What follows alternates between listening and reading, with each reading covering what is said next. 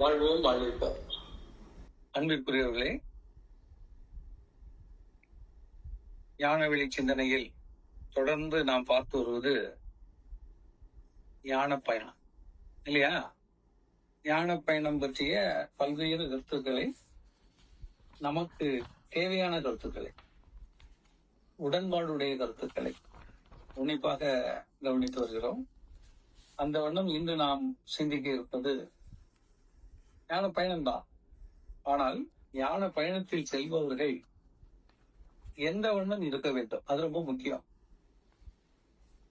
இப்போ ஒரு இடத்துக்கு நம்ம போறோம்னா அதுக்கு தக்கவாறு நாம இருந்தோம்னா அந்த ஊருக்கு நம்ம சூட்டபிள் ஆகும். ஒரு ஊர்ல ட்ரிங்கிங்கே கிடையாது, அதை அவங்க அவாய்ட் பண்ணி வச்சிருக்காங்க, குடிக்கவே கூடாதுன்னு சொன்னா நாம அதுக்கு ப்ரிப்பேர் ஆகும். குடிக்கிற பார்ட்டிகள் உள்ள நுழையக்கூடாது இல்லையா?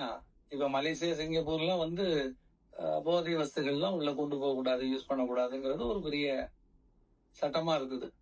அப்ப ஒரு ஊர்ல இருந்து ஒரு நாட்டுல இருந்து அந்த ஊருக்கு போறான்னா அவன் என்ன பண்ணணும்? அந்த மாதிரி பொருள்களை கையில வச்சிருக்க கூடாது. ரெண்டாவது, அந்த பழக்க வழக்கமும் அவனுக்கு இருக்க கூடாது. இருந்தனா அங்க போய் தேடுவான், சிக்கல்ல மாட்டுவான். அதே மாதிரிதான் எங்க நம்ம போறோமோ அங்க உள்ள சிஸ்டத்தை நம்ம தெரிஞ்சுக்கணும்.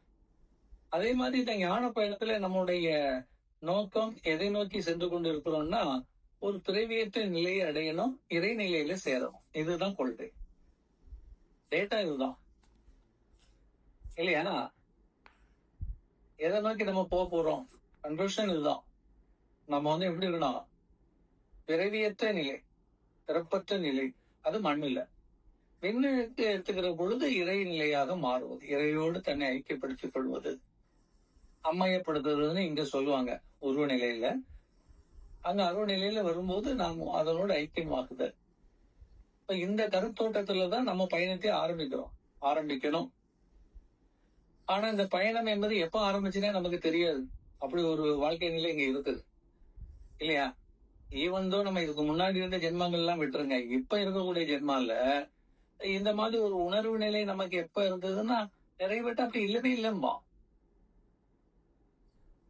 இப்போ காசு சம்பாதிக்க பார்ப்போம், நமக்கு 4 காடி, வீடு, 4 பொண்டாட்டி, 10 பிள்ளைங்க வேணுங்கிறது, ஒரு குடும்பம் வேணும், ஒரு பிசினஸ் வேணும் இல்லையா, ஒரு பதவி வேணும், அதை தான் எதிர்பார்த்துட்டு இருப்பாங்க.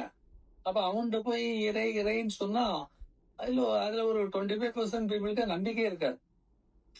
கண்ணுக்கு தெரியறையேன்னு நம்ம பேசி முடிக்கல, கண்ணுக்கு தெரியாத பேசுறேன்பாங்க இல்லையா? நாத்திக சக்தியினுடைய வளர்ச்சியே என்னன்னா, you can't prove it easily. அப்ப அவங்க என்ன பண்ணுவாங்க? Can you prove it? நீ அதை ப்ரூவ் பண்ண நான் இறங்கிறேன், நான் நம்புறேன் பாம்பா. எப்படி ப்ரூவ் பண்ண முடியும்? இறைவன் என் கூட இருக்கிறாரு, இறைவனை நான் பார்த்தேன், இறைவன் நான் பேசுறேன்னு சொன்னா அடுத்தால என்ன பண்ணுவான்?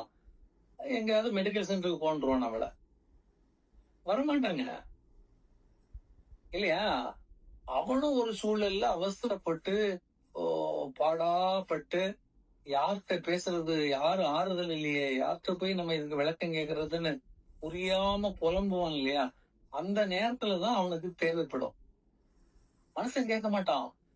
அப்ப காது கொடுத்து கேட்கிற மாதிரி ஒண்ணு இருக்கணும், நமக்கு ஆறுதலா இருக்கிறதெல்லாம் கொட்டணும்.